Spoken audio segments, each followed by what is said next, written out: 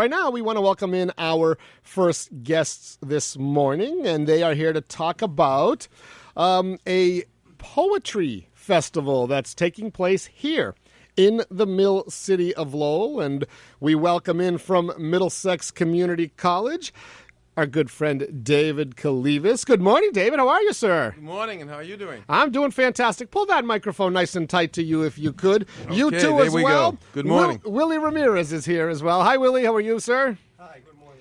Good to have both of you here this morning. How are things? Great. Couldn't be better. It's always a pleasure to come on and chit-chat with you, Ted. Yeah, you and I haven't touched base in a while. Where been a while. have they been hiding you? They're actually making you work? Oh, well, you know, they try. Yeah.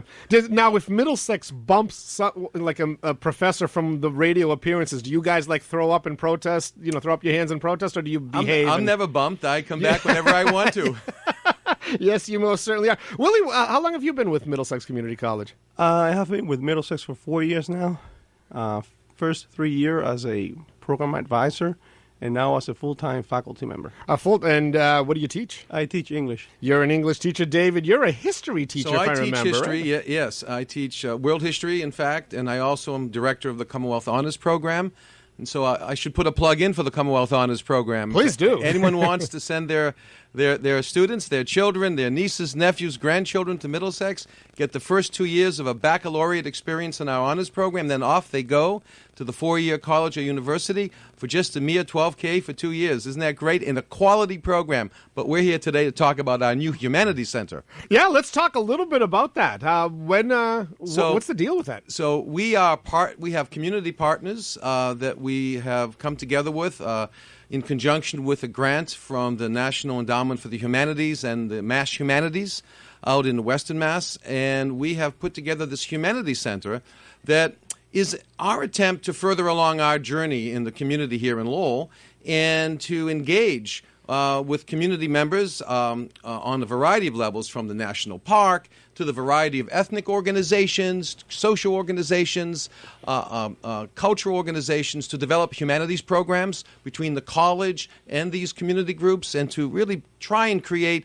a real rich opportunity for members of the city of Lowell and the greater Lowell, of course, but for people in Lowell to come together in the community and at our Lowell campus around whether it's literary programs, poetry programs, documentaries, a host of things, but to really develop a public outreach center, and that's what this new Humanities Center is. When was it formed?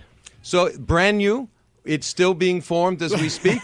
So this is kind of your kickoff event, right? This is our launching event, so we're calling, and Willy will talk more about that. It's the Guagua Community Poetry Festival, and that'll be on April 21st and 22nd at our Lowell Federal Building, the B. Bradford Morse Federal Building, right there on Merrimack Street across from our city building. And it really is designed as a kickoff to get the word out about our new Public Humanities Center. We're going to have a reception on Friday night. Public is welcome, as well as a full day of activities on Saturday.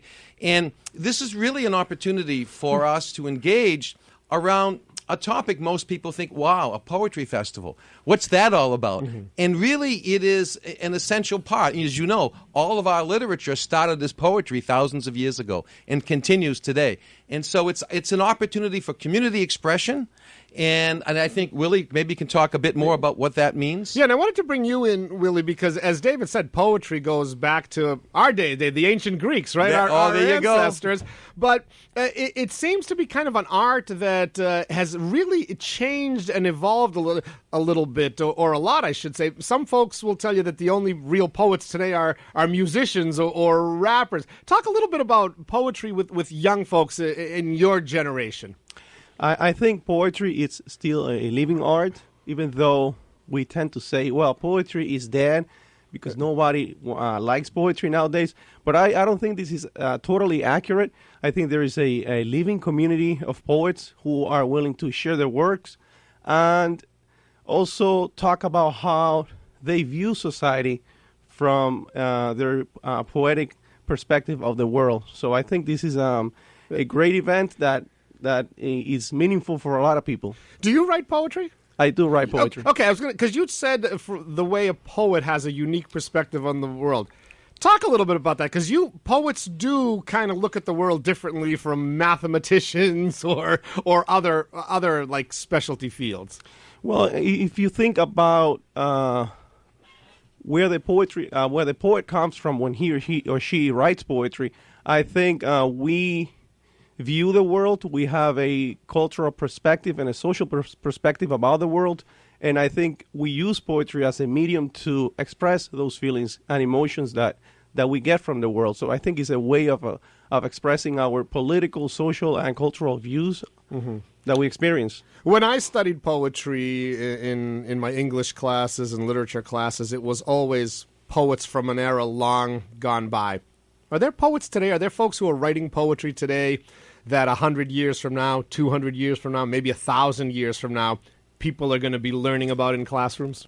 I think we are, and I think this festival is a great example of that. We are hosting 22 poets from different parts of the world, and already some of these poets, even though they're relatively young poets, they are well known, and I think these are strong emerging poets that we are going to be reading for a long time.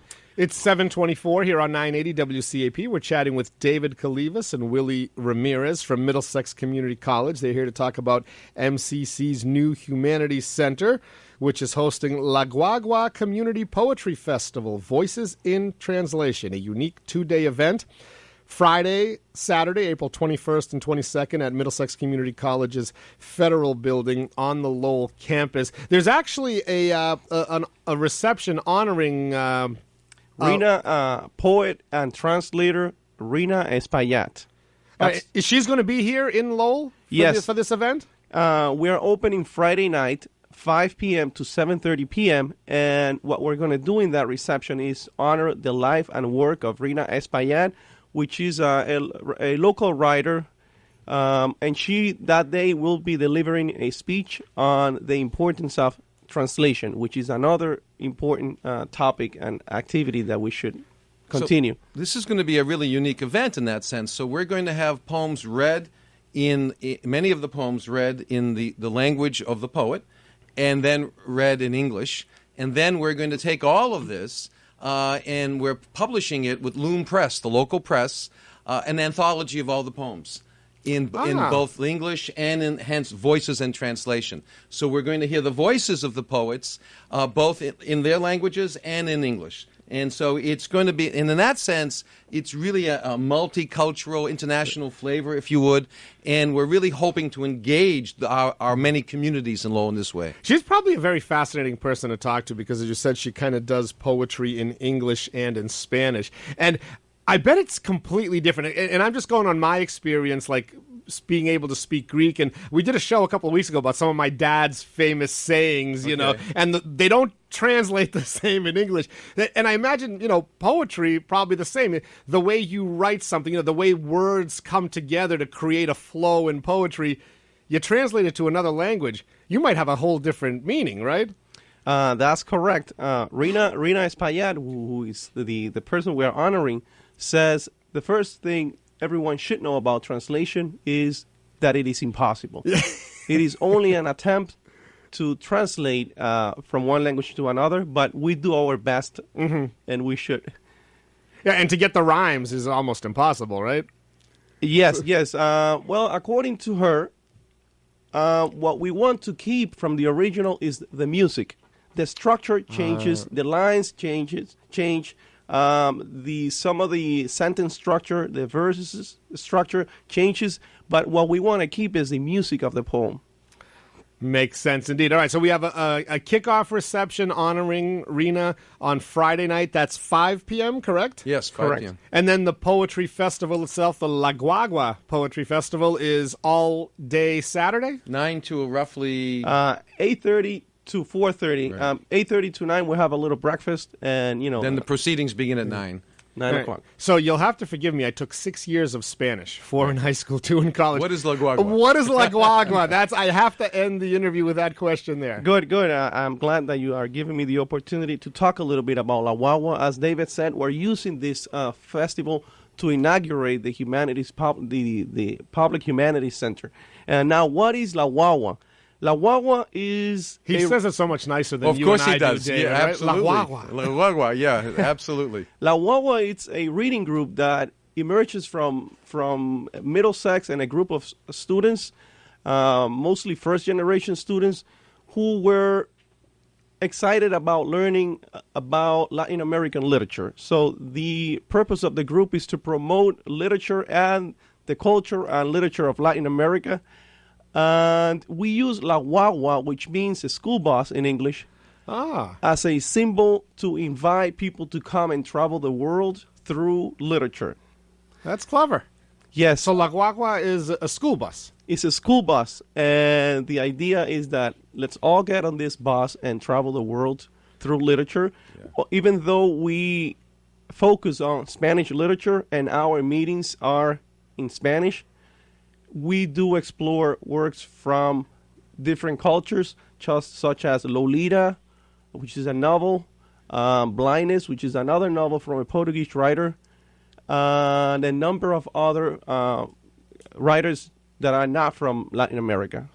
All right. Well, Willy Ramirez, thank you so much for taking the time to join us. It was a pleasure to meet you.